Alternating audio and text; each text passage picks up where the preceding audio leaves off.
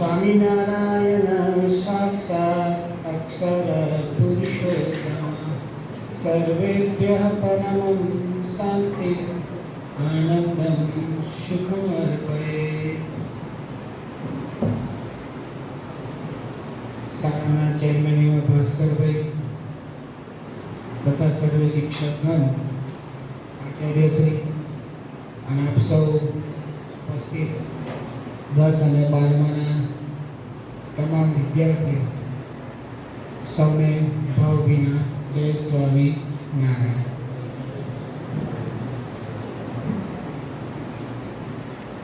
આજે આપણે 10મા અને 12માના વિદાય સમારંભ ત્યાં લખવામાં આવ્યું છે ફેરવેલ પાર્ટી. પાર્ટીમાં શું છે તમારાથી? પાર્ટી છે સરપ્રાઈઝ. તો બધા માટે બધા આયોજકોએ સરપ્રાઈઝ બધું આયોજન છે.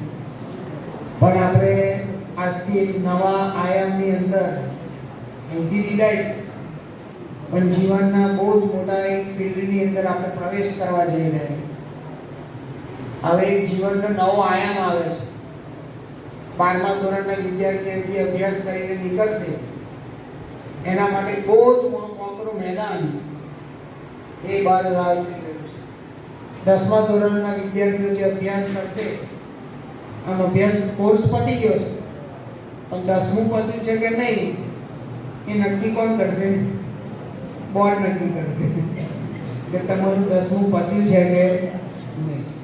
જેનું પતી જશે એના માટે પણ બહુ મોટું એક ફિલ્ડ 11-12 એ આપણા માટે રાહ જોઈ રહ્યું છે.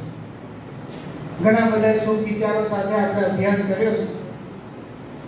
આખા 10મા ધોરણનો થોડોક સર્વે કરીએ કે આખા 12મા ધોરણનો સર્વે કરીએ તો સર્વે કેવો નીકળે, સમય કેવો ગયો કે જેવા 10મામાં પ્રવેશ કર્યો, 12મામાં પ્રવેશ કર્યો, એટલો ઉત્સાહ હતો કે ભર તાપની અંદર પણ ક્લાસીસ ચાલતા હતા તો ભણવા આવતા હતા. દાખલા તરીકે 10મું ને 11મું ધોરણ, 12મું ધોરણ મોટા ભાગની સ્કૂલની અંદર એપ્રિલ મેમાં સિલેબસ પૂર્ણ થાય એટલા માટે મોટા ભાગની સ્કૂલ ચાલુ કરી દીધી હોય. પૂર્ણ વેકેશન, તમારું 9મા ધોરણનું જે વેકેશન હોય કે 11મા ધોરણનું વેકેશન હોય એ પૂર્ણ તરીકે તમને આપવામાં નથી આવતું. કારણ કે આપણે 10માની અંદર કંઈક કરી બતાવવાનું છે, 12માની અંદર કંઈક કરી બતાવવાનું છે. આ બધા આપણને આવું શીખવાડે છે કે જો ટકા લાવશો તો ખરેખર વાત સાચી છે. અને તમે અનુભવશો કે જેના જેના સારા પર્સન્ટેજ આવશે, સારા પર્સન્ટેજમાં પાસ થયા હશે, એ બધા માટે મેદાન એકદમ ફિલ્ડ ઈઝી થઈ જશે. કેમ ઈઝી થઈ જશે? કારણ કે ગવર્મેન્ટ સીટમાં તમે એડમિશન મળશે, ડોનેશન આપવું નહીં પડે. અને જેના જેના ટકા ઓછા હશે એને તમારે મોટા ભાગે મકાભાઈને જવું પડશે, ભાવેશભાઈને જવું પડશે. સાહેબ ચીઠી લખ્યા પણ નહીં, એડમિશન થઈ જાય, આ થઈ જાય. એનું કારણ શું છે કે જ્યારે આપણે કરવાનું હતું ત્યારે કામ થયું. એક વાર્તા દ્વારા વાતને સમજીએ. એક ગામ હતું, એની અંદર એક દુકાનદાર એની દુકાન ચલાવતો હતો. દુકાન તો તમને ખબર છે, ગામડામાં દુકાન ચાલે, અડધી ઉધારીમાં ચાલતી હોય, અડધી રોકડામાં ચાલતી હોય. નફો બધો ઉધારીમાં રોકાઈ રહ્યો હોય પેલા. દુકાનદાર તો હંમેશા ટેન્શનમાં જ હોય. તો એની દુકાન ચલાવતો હતો. ગામની અંદર એક મહાત્મા આવ્યા. મહાત્મા આખા ગામમાં ફરવા જાય એ પહેલા ગામમાં પ્રવેશ કરે, દુકાનદારને મળ્યા. મહાત્માએ વાત કરી કે તમારી દુકાન ધંધો કેવો ચાલે? સ્વાભાવિક છે, સંતોને કોઈ સાચું કહે નહીં. તો સાચું કહે તો શું થાય? સંતો માગી જાય થોડું, સમજ્યા? એટલે બધા દૂર કે ભાઈ બરાબર બહુ ચાલતી નહીં, માંડ પૂરું થાય છે. પણ સાધુ હંમેશા દયાળુ હોય. મહાત્મા દયાળુ હતા. એમને એવું થયું કે આ બચારો દુખ્યો છે, લાય એને કંઈક આપણે આશીર્વાદ રૂપે આપીએ જેથી કરીને સુખી થાય. એક પડીકું આપ્યું. કહ્યું આ પડીકું રાખજો, આનો ઉપયોગ કરજો, તમે માલામાલ થઈ જશો. અને પેલા પડીકું લઈ લીધું. પણ દુકાનના ધંધા વ્યવહારમાં ગરાગીમાં એટલો બધો વ્યસ્ત હતો, પડીકું સાઈડમાં મૂકી દીધું કે વાપરીશું, પછી જોઈશું શું છે અંદર. મહાત્મા નીકળી ગયા ત્યાંથી. અને મહાત્મા નીકળ્યા પછી તો મહાત્મા બીજા બધા ગામમાં ગયા, ફરતા ફરતા બીજે વિચરણ કર્યું. 6-7 મહિના થયા. એને થયું કે પેલો શેઠિયો સુખી થઈ ગયો છે, પેલો જે દુકાનદાર છે શેઠ થઈ ગયો છે, મોટો સુખી થઈ ગયો છે. લાવ એમ પાછા મળીએ, આપણે વાત કરીએ અને આપણી વસ્તુ પાછી લઈ જઈએ. મહાત્મા ફરતા ફરતા ગામમાં પાછા દુકાનદારને મળવા ગયા. પેલો તો એની જ કન્ડિશનમાં, એની જ ઘરાકી, એની જ ચા, એની જ ખાંડ, એની જ તેલ, એને જ ચોખા અને એને જ ભાવ એ પ્રમાણે વેચતો હતો. મહાત્માએ કહ્યું એટલે મેં તમને પડીકું આપ્યું, કે આ પડી ગયું, તમે પડીકું એવું કોને ખોલ્યું છે? કે ભાઈ વાપર્યું કેમ નહીં? તમે ટાઈમ જ ગયો હતો. કે તે શું કર્યું? લાવો કે પડીકું આપી દીધું પાછું. મહાત્માએ ખોલ્યું અને પછી કહ્યું કે કંઈક ખીલી જેવું છે, લોખંડ જેવું છે દાદો. તો કઈ એ તો બચારો પથ્થરથી બધું જોગતો હતો. એક નાની ખીલી ખોલી લાવો અને આપ્યું. અને જેવું આપ્યું એવું મહાત્માએ પેલા નડાડ્યું. ખીલી છે ને સોનાની થઈ ગઈ. ખીલી સોની થઈ ગઈ. પેલું શું હતું? પારસ. શું હતું? અડાડ્યું, સોનાની થઈ ગઈ. હવે દુકાનદાર શું રિક્વેસ્ટ કરે કે ખાલી એક દિવસ માટે આપો. શું કહે? એક દિવસ માટે. મહાત્મા શું કહ્યું? તારો સમય પૂરો થઈ ગયો. દુકાનદાર શું મિસ કરી ગયો? સમય, ટાઈમ. પારસ મારી જોડે જ હતો, પણ સમયનો સાચો ઉપયોગ 6 મહિના લગી પારસ મારી જોડે હતો, પણ ઉપયોગ કરી શક્યો. આના પરથી શું શીખવાનું? સમય આપણી જોડે છે. કોઈ શિક્ષક આપણી જોડે હોય કે ના હોય?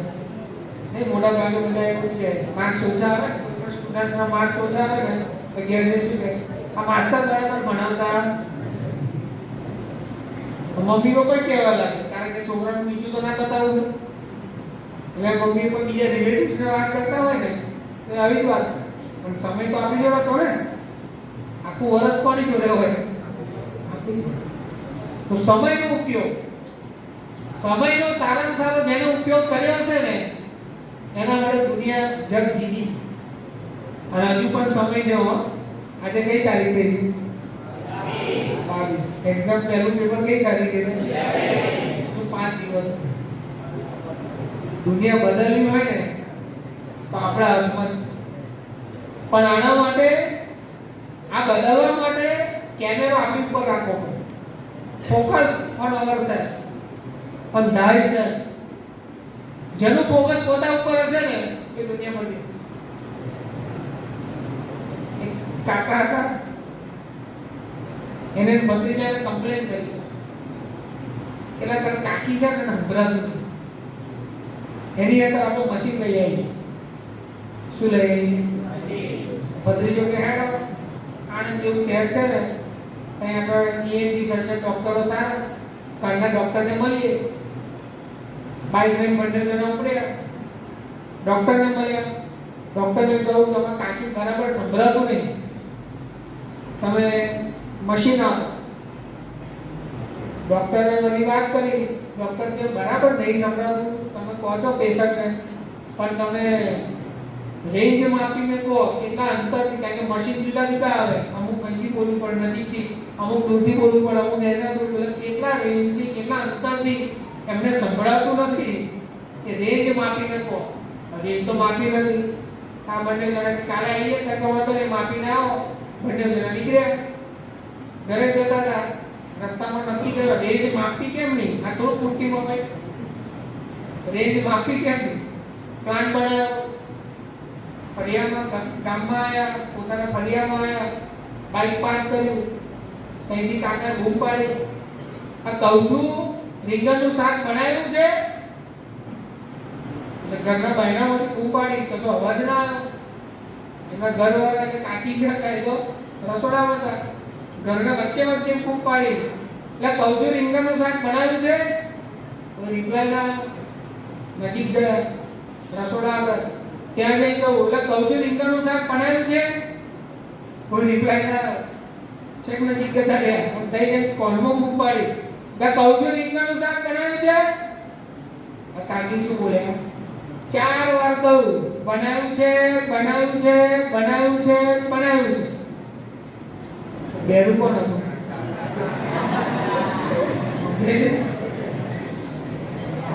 શું સમજવાનું કે સેલ્ફી હંમેશા ફોટા આપણે બીજાના પાડીએ તો પોતા ઉપર આખું ફોકસ હશે ને. આપણે કઈ છે, કેટલામાં છે, મારે કેટલું કરવાનું છે, હું શું કરીશ તો આગળ આવીશ, એ પોતા ઉપર જેટલું નક્કી થશે ને એટલું જ તમને જીવનની અંદર જીવવાની મજા આવશે, પરીક્ષા આપવાની મજા આવશે, આગળના આયામ જે બધું કોકને સાયન્સ હશે, કોકને કોમર્સ હશે, કોક આર્ટ્સમાં જશે, પણ બધું જ સારી રીતે પાર પડશે. એનું કારણ આટલું જ છે કે પોતા ઉપર જેટલું આવશે, મારે કેટલું સ્ટડી કરવાનું, મારે કેટલું અભ્યાસમાં ધ્યાન આપવાનું છે, મારે કેટલું મોરલ્સમાં ધ્યાન આપવાનું છે, એ બધું પોતા ઉપર નક્કી થશે ને તો જ આપણે આપણા જીવનમાં આગળ આવશે.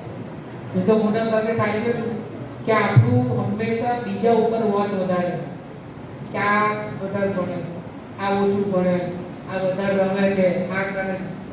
પણ પોતા ઉપર જેટલું પોતાની જાત ઉપર કંટ્રોલ, જેટલું પોતાનું સ્ટડી હશે કે મારે મારી કેવી રીતે આગળ આવવું છે, મારે હજુ કેટલી મહેનત કરવાની બાકી છે, કયો એક્ઝામ્પલ, કઈ થિયરી મારે કેવી રીતે સોલ્વ કરવાની છે, એ જાતે જ કરવું પડે.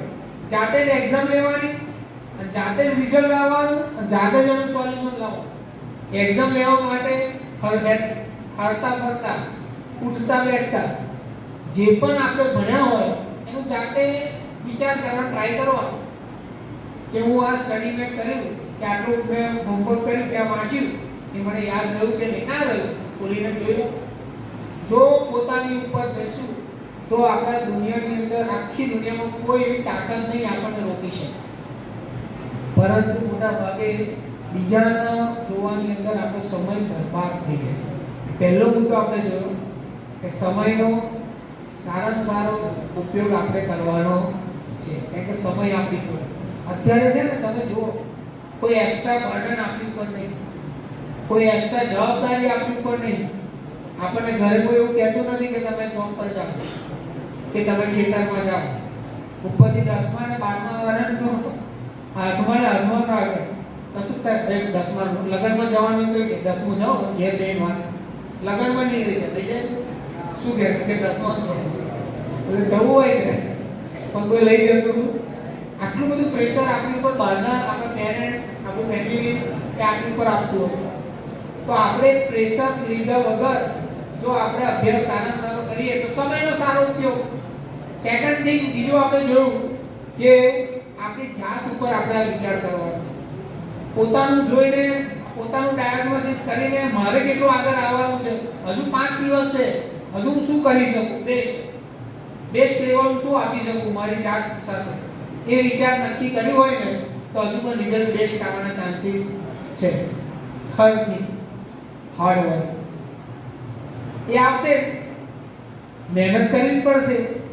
મહેનત કર્યા વગર કશું જિંદગીમાં હાંસલ નહીં થાય, કશું હાથમાં જ નહીં આવે. આપણે એમ ધારીએ કે ભાઈ હું પરીક્ષામાં જઈશ, નીચે મોજામાંથી કાઢીશ કે કોલરમાંથી કાઢીશ અને કંઈક લખી દઈશ, એ તો શક્ય જ નહીં આવે. પહેલા હતું, હવે તો છે જ નહીં. હવે તો કેમેરા સિસ્ટમ છે. તો હાર્ડ વર્ક, જેટલી મહેનત કરીને ગયા હશું ને કોઈ દિવસ વાંધો નહીં આવે, અને જેટલી મહેનત કરવાની ટેવ પાડી હશે એને કોઈ વાંધો નહીં આવે. એક મિયાભાઈ હતા, એના ઘરે એ લોકોએ પેલી પાડી હતી નાની, અને નાનો બાળક હતો. તો ઘરવાળે રોજ એમના ઘરમાં એવી સિસ્ટમ કે પાણી જે દૂધ પી લે દૂધ એની માતાનું, પછી પાણીને લોકો ઉપર ચડાવી દે. એક દાદરો ચડી ઉપર મૂકવા જવાની પાડી. હવે છોકરાને કહું તું તારા પાડી મૂક્યા તો પહેલે દાદો પાડી ઉઠી મૂક્યા, બીજે દાદો તો પાડી મૂક્યા તો ઉઠી પાછો મૂક્યા. રોજ એને આ લોકોએ કહ્યું કે દાદરો ચડીને પાડી મૂકવા જવાનું તો રોજ મૂક્યા. ઘણે વર્ષ થયું, 2 વર્ષ થયા, 3 વર્ષ થયા, પાડી પાડીને શું થઈ જાય? પાડો થઈ જાય. પણ આશ્ચર્ય શું ખબર છે કે પેલો રોજ એને ઉઠી મૂક્યા હોય એને પાડાનું વજન ના લાગે. એવું કેમ છે? Rigorous practice. પાડીએ તો તારથી વજન ઉચકતો, પાડીએ મોટી તો નહીં મોટો થતો ખબર, પણ એને વજન જ ના લાગે. એનું કારણ શું? એકદમ તૂટી પડવા નહીં દો. નાનપણથી જેવી પ્રેક્ટિસ એ કરતો હજુ જિંદગી આપણા હાથમાં, હજુ આપણું બાળપણ છે, હજુ આપણે નાના છે. અત્યારથી જેટલી હાર્ડવર્ક કરવાની પ્રેક્ટિસ હશે ને જીવનના કોઈ પણ ફિલ્ડમાં આપણે પાછા નહીં પડીશું. હાર્ડવર્ક જેટલું હાર્ડવર્ક થાય એ આપણે કરવું પડશે. અને પુરુષાર્થનો કોઈ વિકલ્પ જ નહીં. પુરુષાર્થનો આ દુનિયામાં કોઈ વિકલ્પ છે અને જેટલા લોકો મહેનત કરી છે અને એ લોકોના પરિણામ જુઓ. આ ક્રિકેટની દુનિયા છે. ક્રિકેટની અંદર આપણે બધા શુભમન ગિલના ફ્રેન્ડ્સ હોય, અત્યારે સારા છક્કા મારે તો ગિલ એટલે જોરદાર, અમુકને વિરાટ, કોઈને ધોની, હેલિકોપ્ટર 6 એમના હેલિકોપ્ટર 6 વાગતી. એ બધાએ જીવનમાં હાર્ડવર્ક કર્યું. સચિન તેંડુલકર માટે એવું કહેવાય છે રોજની 300 ડિલિવરી ફેસ કરે. રોજ ઇન્ડિયા જીત્યું ખાલી હોય, રોજ સવારે 5 વાગે મેદાનમાં હોય, રોજ હાર્ડવર્ક કર્યું છે તારે પીચ ઉપર જઈને રમાય છે. શુભમન ગિલ છે અત્યારે સદીઓ મારે, પણ રોજ જાણતી એ બાર એને પહેલેથી ક્રિકેટનો શોખ હતો અને એને ક્રિકેટમાં આગળ વધવું હતું તો સ્કૂલે જતા પહેલા રોજ 2 કલાક ક્રિકેટની પ્રેક્ટિસ, રોજ ડેલી 2 કલાક 3 કલાક જે રોજ પ્રેક્ટિસ કરતો હોય મેદાન ઉપર જાય ને એને કોઈ પણ ડિલિવરી, કોઈ પણ બોલિંગ કે કોઈ પણ બોલ એના માટે નવો લાગે. જેટલી પ્રિલિમિનરી એક્ઝામ આપીને બોર્ડમાં ઉતરશો ને એટલું તમારા માટે હેલું જ છે. સમજી ગયા? જેટલા પૂર્વ 5 વર્ષના પેપર જેટલા સોલ્વ કર્યા હશે, જેટલી પ્રિલિમિનરી એક્ઝામમાં સારામાં સારું સ્કોરિંગ કર્યું હશે ને એના માટે બોર્ડની એક્ઝામ કોઈ માટે અઘરી લાગશે નહીં. એને સિમ્પલ લાગશે. જેવું અહીં લખતા જેવું ત્યાં લખવાનું, શબ્દ બોર્ડ વપરાય પણ પ્રેક્ટિસ હાર્ડવર્ક એ કર્યું હશે તો ત્યાં કામ લાગશે. પણ એ આગળ પછી હવે એકબીજાને ચોક માર્યા હોય, એકબીજા રબડ મારી ખાતા હોય તો એના માટે તૈયાર પછી બાલાદ મારવાના. કઈ આગળ જોવાનું? પંખા પર દાદાના નામ વાંચે બધા, બીજું કરે શું થાય?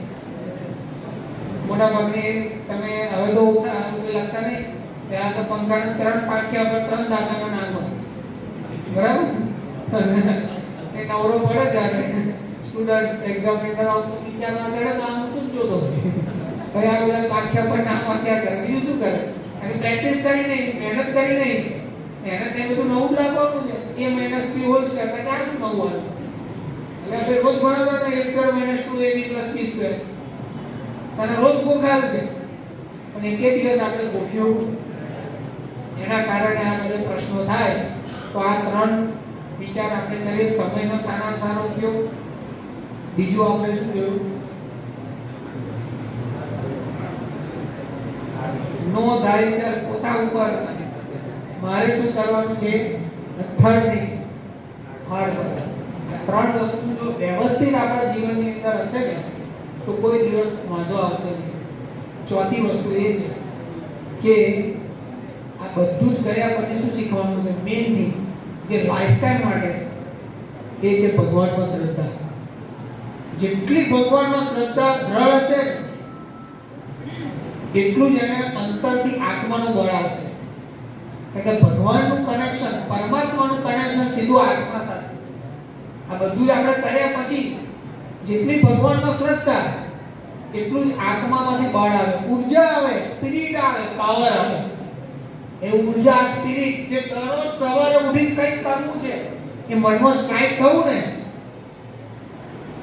એ આ ભગવાનની શક્તિ છે.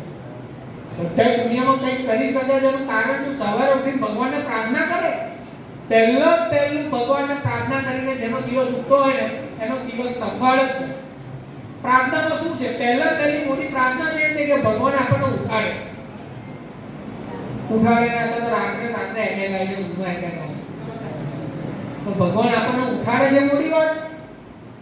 આમ પછી ભગવાનને પ્રાર્થના કરીએ, ભગવાન એવી શક્તિ આપો, આજે ઇતની શક્તિ અમે એના દાતા પ્રાર્થના કરીએ એવી શક્તિ આપો કે આજે હું શુભ કાર્યો કરું, સારા કાર્યો કરું અને જીવનની અંદર આગળ વધું.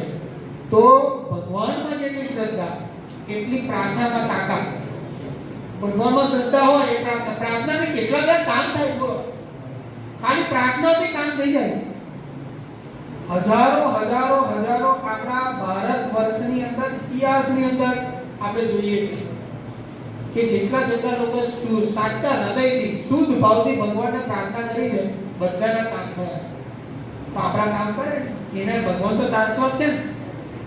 ભગવાન થોડા જમાના પ્રમાણે બદલાઈ જાય છે. ભગવાન તો એને એક છે જેને આપણને જન્મ આપ્યો, જેને આપણું લોહી બનાવે છે. આપણું આત્માના આવે શું થાય બોલો? ખાલી ભગવાનનું એક તત્વ છે એ શું છે? એ આત્મા ના હોય તો શું? રામ બોલો ભાઈ, 4 જણા બોધી લઈ જાય બોલો, છૂટાય નહીં રાખતા ખબર. બાકી આમ જોવા જાવ ને તો હવે તો પેલું જે ઠાઠડીમાં લઈ જાય ને, ઠાઠડી આવે તો એલ્યુમિનિયમ સેક્શનની આવી ગઈ, સાઈડમાં પણ સપોર્ટ આપી દીધા છે, પણ બાંધવાનો રિવાજ હજુ ચાલુ છે. એનું કારણ શું છે કે રસ્તામાં ઊભો થાય, સમજ્યા? તો એક આત્મા જતો રહે ને, કોઈ કિંમત નહીં આપણી. હૃદયમાંથી જે દિવસ આપણો આત્મા નીકળ્યો, જે દિવસ આંખો નીચે ગઈ ને, બધું જ એનો એ ભગવાન સિવાય કોઈ કામ લાગતું નહીં. તો આ ભગવાનમાં શ્રદ્ધા અને ભગવાન સર્વ કરતા હરતા છે.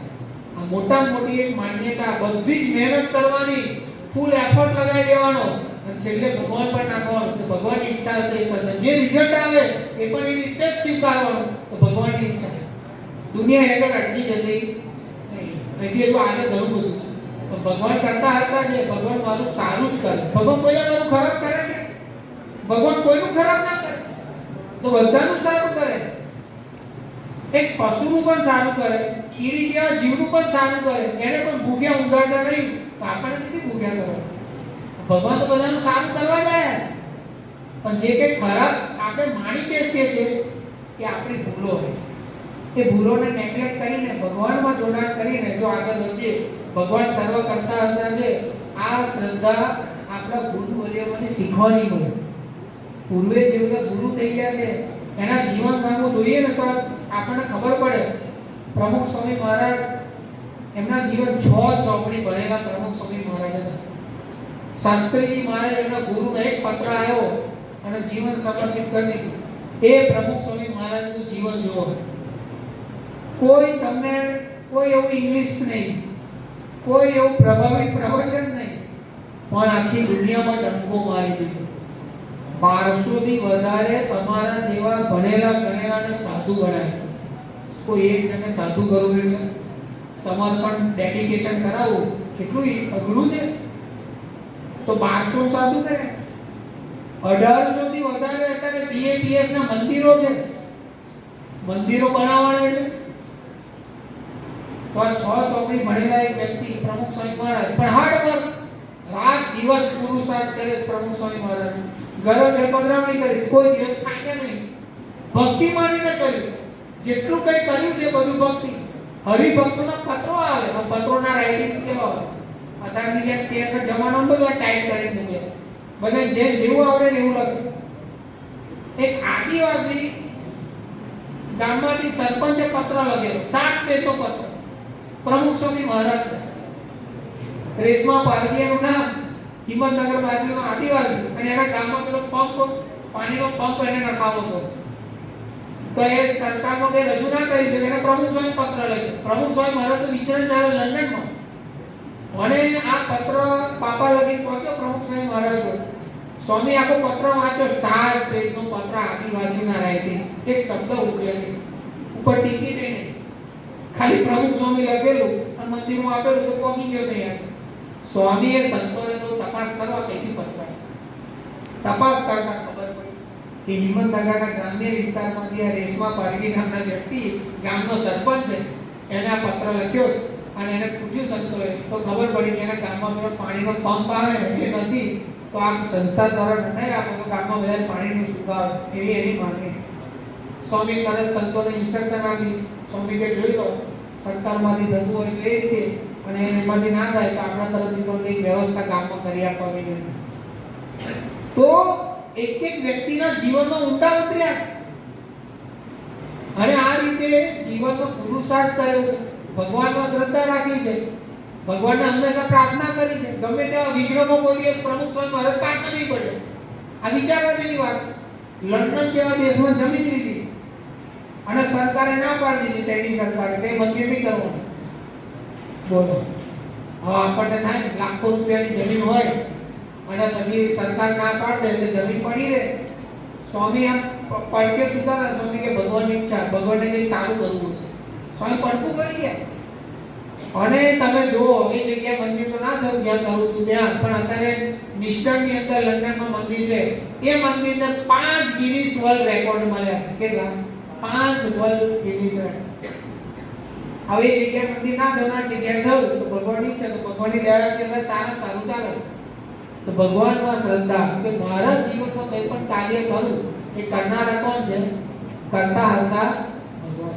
પુરુષાર્થ બધો ભગવાનના ચરણે ધરી દેવાનો. મેં કઈ જે મહેનત કરી છે પણ ભગવાન કરાવનારા છે, એમ ભગવાનમાં જો આવી શ્રદ્ધા રાખીએ અને હંમેશા બધાનું સારું ઈચ્છો, કોઈનું ખરાબ ઈચ્છવાનું કરવાનું. ખાલી અમુક વાર શું કન્ડિશન એવી આપણી ના હોય કે આપણે બધાને કાર્યો લાવે, બધાને પૈસા આપી મદદ કરી શકીએ, પણ ઈચ્છી તો શકીએ ને.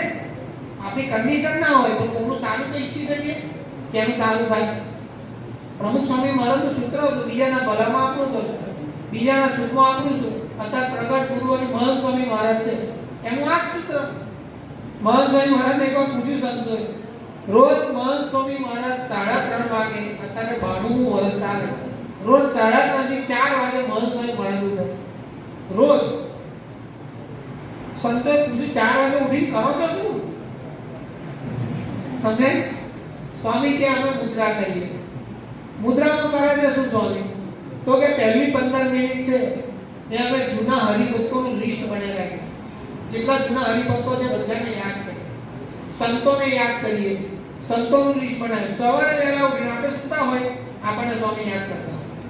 પછીની 15 મિનિટ શું કરો તો કે આ બધા હરિભક્તોના પત્રો આવ્યા હોય, પત્રો બધા સારા ના હોય, પત્રોમાં હંમેશા ફરિયાદ જ હોય કે સ્વામીમાં છોકરો મારો માનતો નહીં, છોકરીના લગ્ન થતા નહીં, અને આશીર્વાદ આપજો, ધંધામાં આવું થયું છે, અત્યારે જીએસટી છે,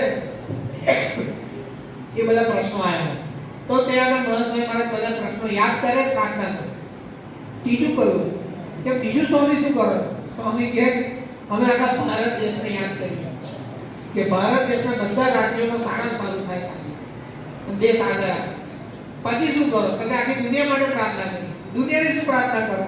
તો કે બધા દેશને યાદ કરીએ અને તમામ દેશમાં શાંતિ જળવાય, સંવાદિતા જળવાય, અને બધા દેશની અંદર પીસ, હાર્મની, અને બધા દેશના વ્યક્તિઓ એક ગમે તેમને આગળ આવે એવી ભગવાનને પ્રાર્થના કરીએ. અને પછી પૂછ્યું કેવા કેવા દેશને યાદ કરો? પહેલો કયો દેશ યાદ કરો? ખબર? પાકિસ્તાન. એમના માટે પ્રાર્થના કરે તે લોકોને સદબુદ્ધિ આવે અને આ બધા ખોટા કાર્યો જે કરવાના હોય એ બધા ના થાય. આના માટે પણ સત્પુરુષ આ પૃથ્વી પર અત્યારે પ્રગટ છે અને અમે શુભેચ્છા એટલે બધા માટે સારું ઈચ્છે. તો આપણે પણ આજનાથી આ વિદાય સમારોહમાં આ શીખવાનું. ભલે એ જઈએ છે આગળ, ઘણા લોકો 11th 12th પણ નહીં કરવાના હોય, ઘણા લોકો 12th પછી આગળ ત્યાં અભ્યાસ કરવાનો હોય, તો આપણા જીવનની અંદર પણ હંમેશા બધાનું સારું ઈચ્છે, મિત્રોનું સારું ઈચ્છે, મા બાપનું સારું ઈચ્છે, કુટુંબનું સારું ઈચ્છે. જે સંસ્થા દ્વારા આપણે ભણ્યા છે એ સંસ્થા પણ આગળ આવે એનું પણ સારું ઈચ્છે. આપણી આજુબાજુ બધા રહેતા હોય ને એનું સારું ઈચ્છો ને, એમાં તમારું સારું થાય. ખાલી માતા પિતા પગે લાગો સવાર ઉઠી, એમાં કેટલા બધા આશીર્વાદ મળે. સવાર ઉઠી ખાલી માતા પિતાના ચરણ સ્પર્શ કરો, ચરણ સ્પર્શ. આ બધી 6 ઇન્દ્રિયો છે, બધી એક્ટિવિટી અખતો કરી. ખાલી પરીક્ષા આપવા જાવ તારે અખતો કરો, ચરણ સ્પર્શ કરજો માતા પિતા. કેટલા આશીર્વાદ વરસતા હોય. અમથા પેપરો હારા જશે, બધું ઓટોમેટિક યાદ આવશે. પણ આ બધું ભૂલાય છે. આ મોરલ્સ ખાલી થોડા સાચી રાખ્યા હોય હવે હું નવું કરવાનું, પોતાના માતા પિતા પગે લાગવાનું. જે માતા પિતા આપણને ભણાવે, જે આપણી પાસે બધા ખર્ચા કરે, એ લોકો એમનું પોતાનું પૂરું નહીં કરતા, આપણે બધા મહોત્સવ પૂરા કરે. જીદ કેટલી હોય જાય. બાજુ મારો ફ્રેન્ડ એન્ડ્રોઈડ વાપરતો હોય તો મારે સારા સારા એન્ડ્રોઈડ જોઈએ, આઈફોન તો મારે સારા સારા ડુપ્લિકેટ પણ મારે જોઈએ. આટલી જીદ હોય. પેલો બાઇક લાવ્યો મારે બાઇક જોઈએ, પેલો આ લાવ્યો મારે આ જોઈએ. બધું જ બચારા આપણી કન્ડિશન ના હોય ને તો આપણા માતા પિતા પૂરું કરે. તો એના ચરણ સ્પર્શ કરવામાં આપણું શું છે? રોજ સવારે ઉઠી માતા પિતાને પગે લાગવું. ત્યાંથી આપણી આ પ્રાર્થના વંદના બધું ચાલુ થાય અને ત્યાંથી આપણને આશીર્વાદ મળે. ત્યારબાદ આપણે સ્કૂલે આવીએ, કોલેજમાં આવીએ તો આપણા જે ગુરુજનો હોય, આચાર્ય હોય એને પણ વંદન કરીએ. અને આ બધું કાર્ય ચારા સ્પર્શ કરવાથી શું થાય છે ખબર છે? સીધા ઓટોમેટિક સારા શુભ વિચારો છે ને આપણામાં એન્ટર થાય. અમારા સંતોની અંદર અમારે રોજ પૂજા કરીએ ને સવારે, પછી અમારા મંદિરમાં આરતી થાય, બધા જ સંતો એકબીજાના ચરણ સ્પર્શ કરે. સમજાય છે? તો આપણા માતા પિતા છે એ આપણા માટે સંત જ છે. તો ઘરે આપણે જ્યારે હોઈએ તો આપણા માતા પિતાને પણ વંદન કરીએ, બધાની પણ શુભેચ્છા પ્રાર્થના કરીએ ભગવાનને કે બધાનું સારું થાય એવી ભાવના સાથે નીકળીએ ને તો હૃદયની અંદર પણ શુભ વિચારો આવે, મગજની બુદ્ધિની અંદર પણ શુભ વિચારો આવે. અને પછી કોઈ પણ વસ્તુ કેચ કરો ને તરત કેચ થઈ. તો સમયનો સારો ઉપયોગ, પછી પોતા સામે વિચાર કરવાનો, મારે શું કરવાનું છે, પછી હાર્ડ વર્ક, ચોથું ભગવાનમાં શ્રદ્ધા. ભગવાનમાં શ્રદ્ધાની અંદર પહેલો મુદ્દો ભગવાન સર્વ કરતા હરતા છે.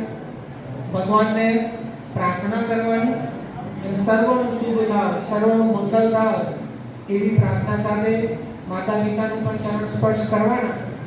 આવી રીતે જો આપણા જીવનની અંદર આ વિદાય સમારંભ આપણે લઈશું તો આગળ બહુ જ મોટું મેદાનમાં જો એન્ટ્રી લેવાની છે. કોકના દિલ્હી રાહ જોવે છે, કોકના માટે અમદાવાદ રાહ જોવે છે, કોકના માટે આણંદમાં રાહ જોવે છે, કોકના માટે વાસદમાં પણ રાહ જોવે છે. એટલે બધાએ આપણી જગ્યાઓ બધી ભગવાનને નક્કી જ કરવાની છે. પણ આવા જો શુભ વિચારો સાથે આ રીતે જો આપણે આગળ વધીશું તો મહારાજ સ્વામી સર્વ ગુરુ ચરણોમાં પ્રાર્થના કરી કે આપ સૌ 10મું અને 12મું ધોરણ આજથી અહીંયા આગળ જે પ્રયાણ કરી રહ્યા છો, આપ સર્વની પરીક્ષાઓ ખૂબ સારી જાય. જે કંઈ મહેનત કરી છે એ બધું ભગવાન તમને યાદ અપાવે, સારામાં સારા વિચારો આવે, સારી પરીક્ષા જાય. ભવિષ્યની અંદર 12મા ધોરણના જે વિદ્યાર્થી છે એના પણ એડમિશન સારી જગ્યાએ થઈ જાય, જીવનમાં ઉચ્ચ કારકિર્દી પ્રાપ્ત કરો એ ભગવાનના ચરણોમાં પ્રાર્થના. સ્વામિનારાયણ ભગવાનની